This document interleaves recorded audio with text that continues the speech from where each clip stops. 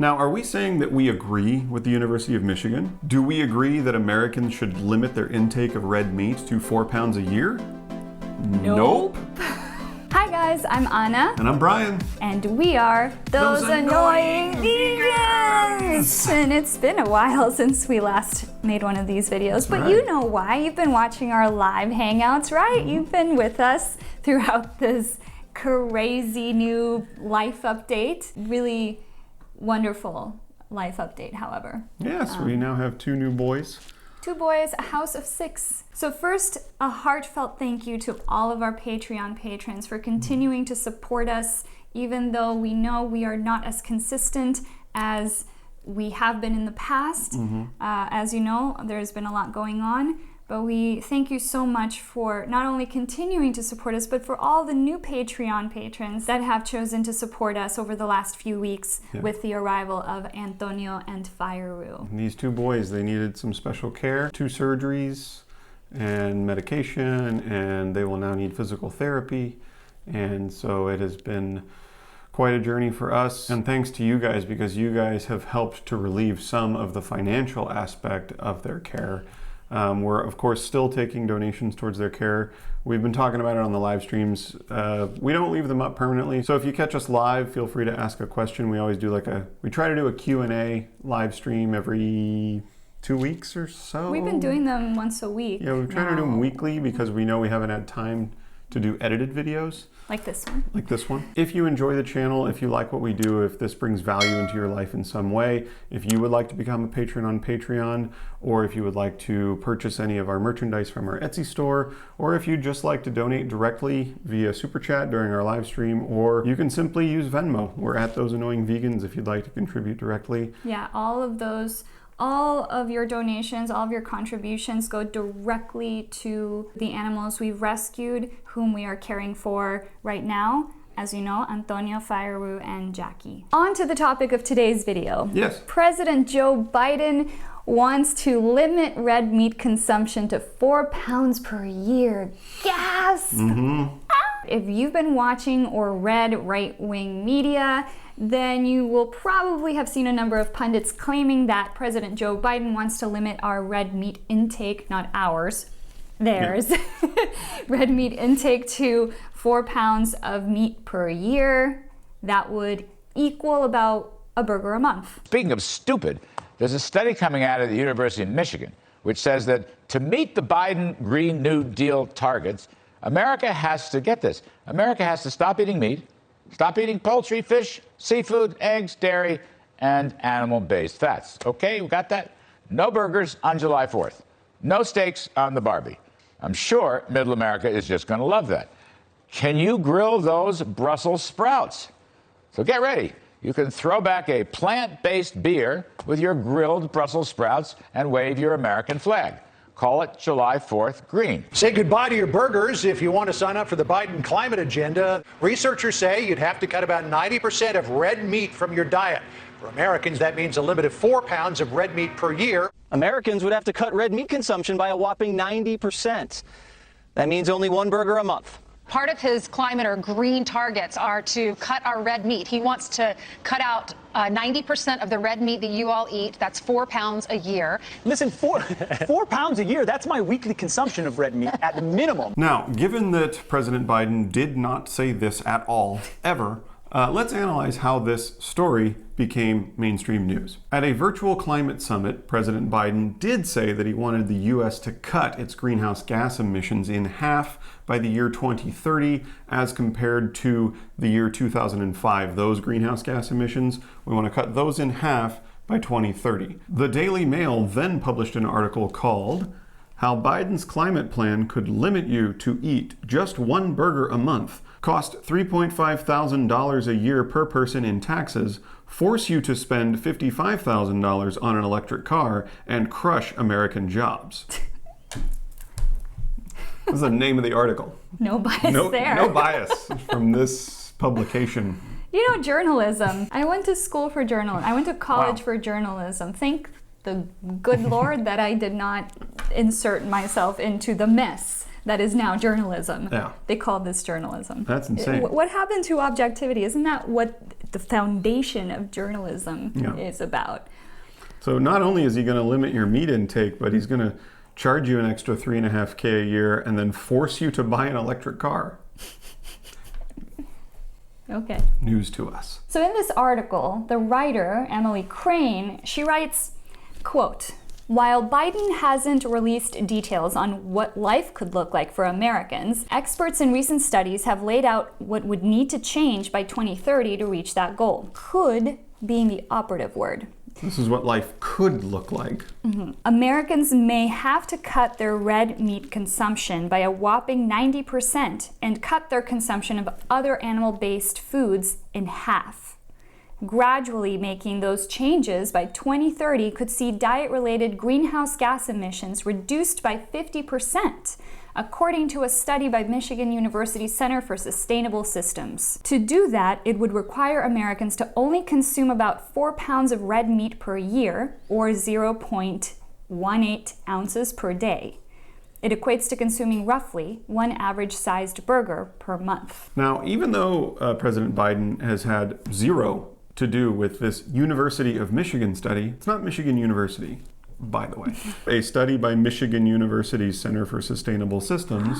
And it's University of Michigan. And if you go over here to the actual study, Center for Sustainable Systems, University of Michigan. Oh my goodness. Let me look this up. That's a proper name. That's like basics. That's like if they called it the University of Boston.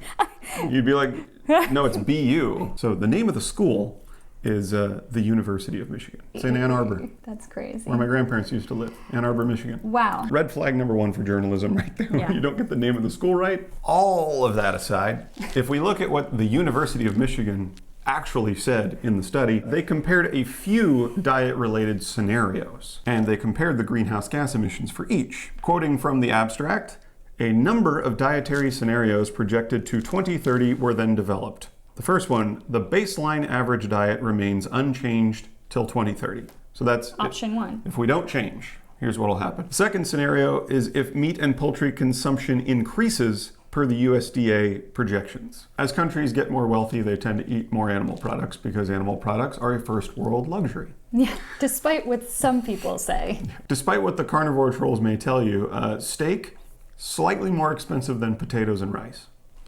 I know it's crazy.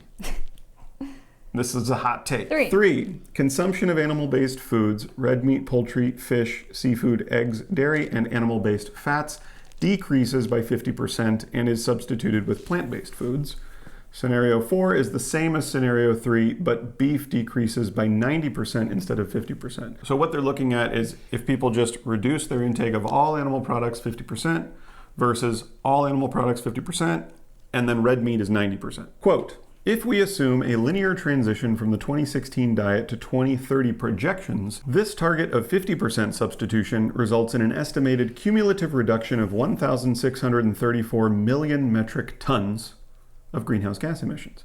By further replacing 90% of beef, the cumulative emission reduction increases to 2,408 million metric tons." The links for all of this information are down in the description below for you to check out. Now, since being blasted for lying about this, Fox News did issue a very slick retraction. On Friday, we told you about a study from the University of Michigan to give some perspective on President Biden's ambitious climate change goals. That research from 2020 found that cutting back how much red meat people eat would have a drastic impact on harmful greenhouse gas emissions. The data was accurate, but a graphic and a script incorrectly implied that it was part of Biden's plan for dealing with climate change.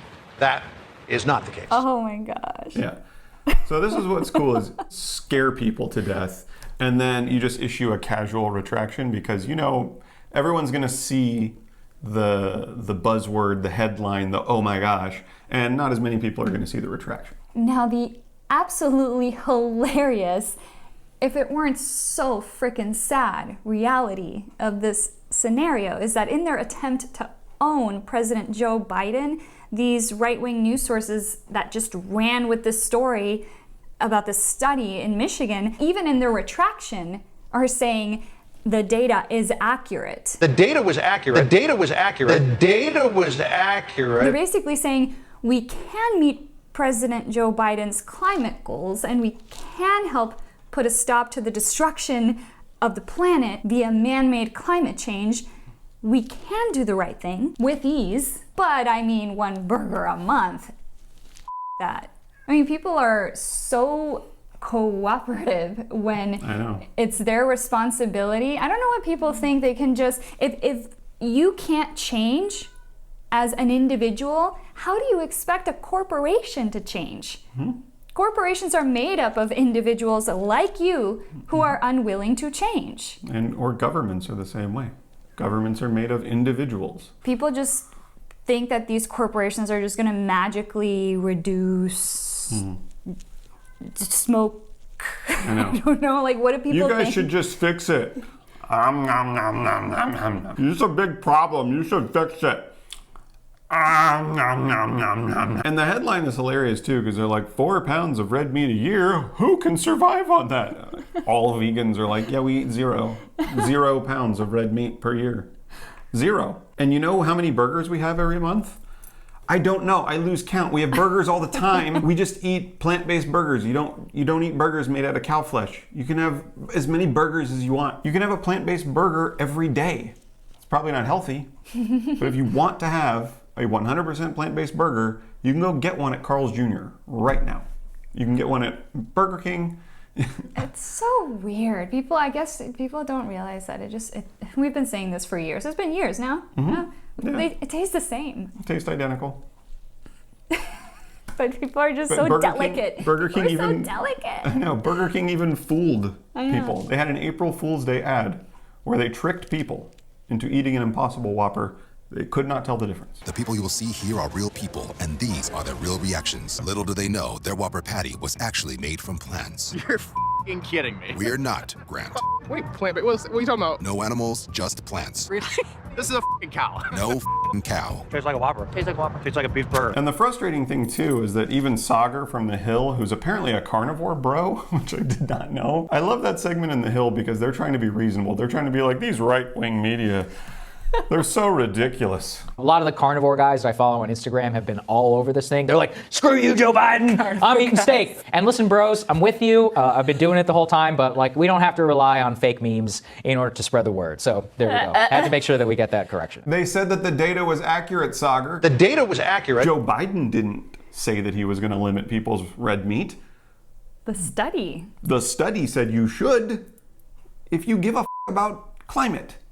That's all. Earth Day was recently, right? Is that probably what sparked all this? Yeah, and then Epicurious came out and said they weren't posting any more recipes that were beef-based. Yeah. And who freaked out? What's that guy's name? Baker?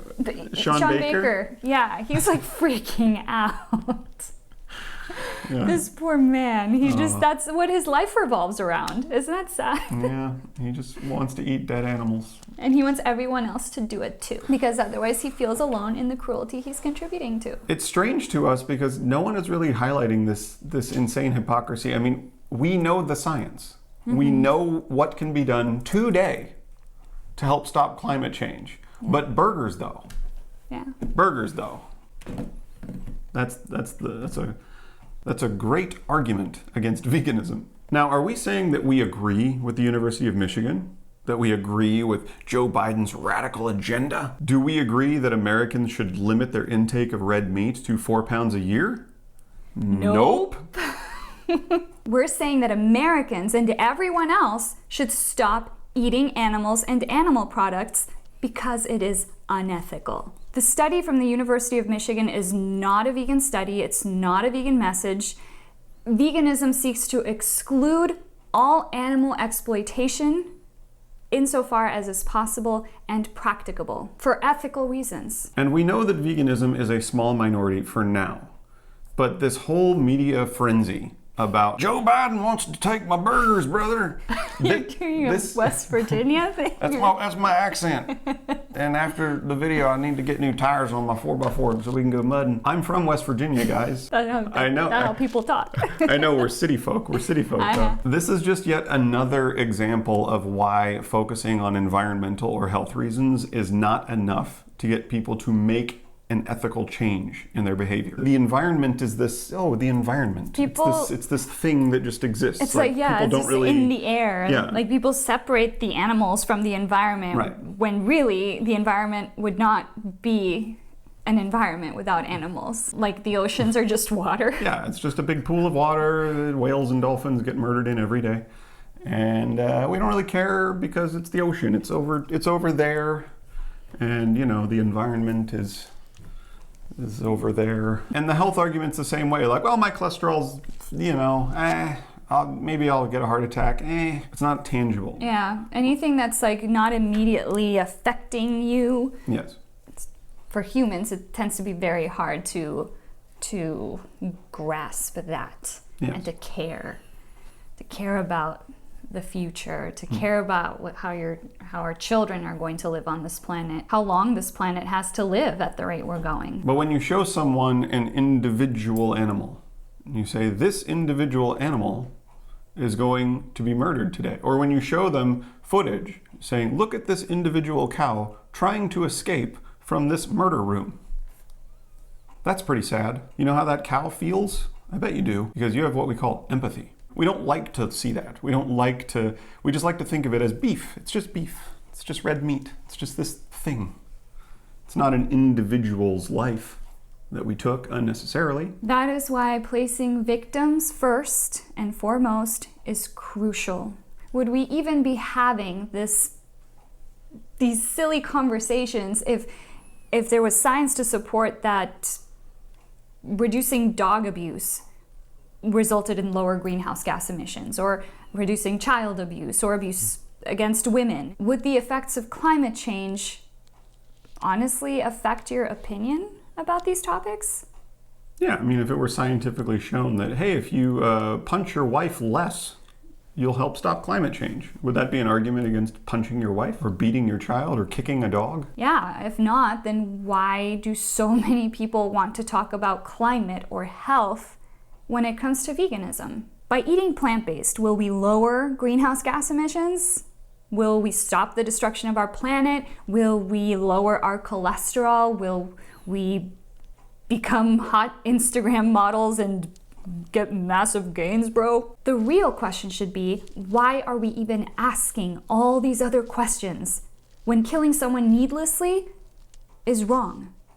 Simply because you enjoy the taste of their flesh, or their breast milk, or their menstruations. So that's it for this video, guys. We hope you enjoyed it. Again, if you enjoy our content, if you like what we have to say, if you like what we do, and if you want to become a Patreon patron, the link is in the description below. Until the next one, guys. Bye.